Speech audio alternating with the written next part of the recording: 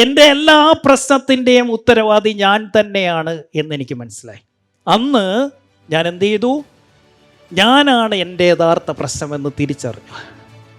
അപ്പോൾ നമ്മൾ മനസ്സിലാക്കേണ്ട കാര്യം, നമുക്ക് 3 സ്റ്റേറ്റ് ഓഫ് മൈൻഡ് ഉണ്ട്. ഒന്ന് positive,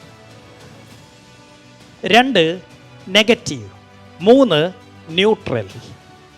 positive mind, negative mind, neutral mind. ഒരു മനുഷ്യൻ്റെ ബേസിക് സ്റ്റേറ്റ് ഓഫ് മൈൻഡ് എന്താണെന്നറിയോ? It's always negative. രാവിലെ എഴുന്നേൽക്കുമ്പോൾ നമ്മൾക്ക് എഴുന്നേക്കാൻ മടി. കാരണം എന്താ?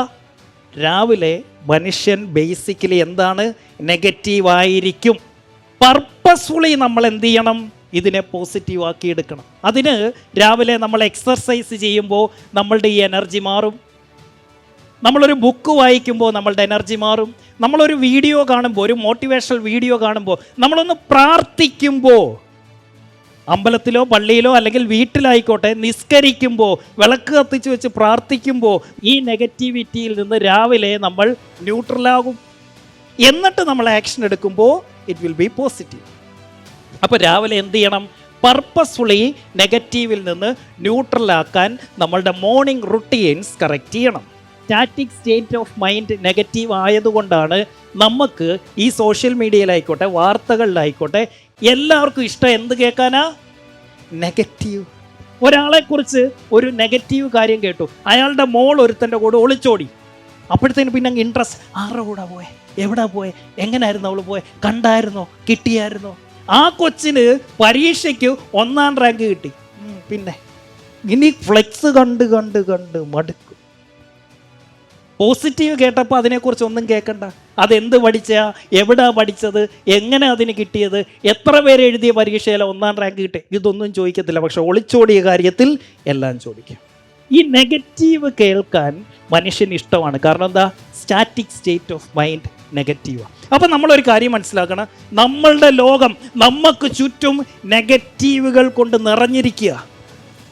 പറയുന്നതെല്ലാം നെഗറ്റീവ് മാത്രം. അപ്പം നമ്മൾ എന്ത് ചെയ്യണം? പർപ്പസ്ഫുള്ളി നമ്മളുടെ ചിന്തകളിലേക്ക് പോസിറ്റിവിറ്റി കൊണ്ടുവരാൻ പറ്റണം. എൻ്റെ ചോദ്യം നിങ്ങളോടാണ്, നിങ്ങൾക്ക് ഇവളെക്കുറിച്ചുള്ള ചിന്ത എന്താണ്? What are your money believes? പണത്തെക്കുറിച്ചുള്ള നിങ്ങളുടെ വിശ്വാസങ്ങൾ എന്തൊക്കെയാണ്? പണം ഡേർട്ടിയാണ്, അത് വൃത്തികേടാണ്. പണമാണ് എല്ലാ ദുഷിച്ച പ്രവർത്തികളുടെയും അടിസ്ഥാനം. അല്ലെങ്കിൽ പണക്കാരാണ് ഏറ്റവും വലിയ ദുഷ്ടന്മാർ എന്ന് നിങ്ങൾക്കുണ്ടോ? പണം കൂടുതൽ വന്നു കഴിഞ്ഞാൽ നിങ്ങൾ കറപ്റ്റഡായി പോകും, നിങ്ങൾ ദുഷ്ടരായി പോകും എന്നതാണോ നിങ്ങളുടെ ഉള്ളിലെ ചിന്ത? എങ്കിൽ നിങ്ങളൊന്ന് ആലോചിച്ച്, നിങ്ങളുടെ കാമുകിയെക്കുറിച്ച്, നിങ്ങളുടെ ഭാര്യയെക്കുറിച്ച്, അല്ലെങ്കിൽ നിങ്ങളുടെ കാമുകനെക്കുറിച്ച് നിങ്ങൾ എപ്പോഴും ഇങ്ങനെ പറയാം, നീ കൊള്ളത്തില്ല, നിന്നെ ഒന്നിനും കൊള്ളത്തില്ല, നീ വെറും വൃത്തികെട്ടവളാ. അവൾ എങ്ങനെയായിരിക്കും തിരിച്ച് നമ്മളുടെ അടുത്ത്? എങ്ങനെയായിരിക്കും? എങ്കിൽ എൻ്റെ ചോദ്യം, എന്താണ് ഈ കാമുകിയോട് നിങ്ങൾ എന്നും പറയാറുള്ളത്? ഞാൻ എന്നും പറയും, ഐ ലവ് യു. സ്നേഹത്തോടെ, ഐ ലവ് യു.